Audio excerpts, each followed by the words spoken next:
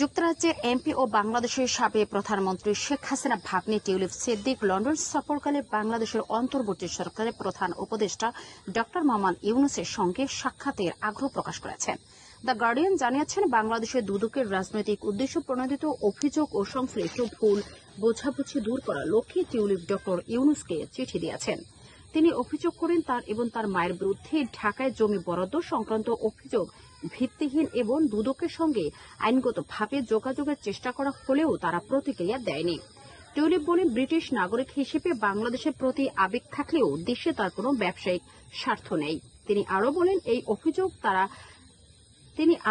এই অভিযোগ তার সংসদীয় দায়িত্ব প্রতিবন্ধকতা তৈরি করেছে। উল্লেখ্য, আগামী 9 জুন ড ইউনূস লন্ডন সফরে যাচ্ছেন এবং সেখানে রাজা তৃতীয় চার্লসের কাছ থেকে কিং চার্লস হারমোনি অ্যাওয়ার্ড গ্রহণ ছাড়াও চ্যাথাম হাউজে আলোচনায় অংশগ্রহণ এবং প্রধানমন্ত্রী কেয়ার স্টারমারের সঙ্গে বৈঠকের কর্মসূচি রয়েছে।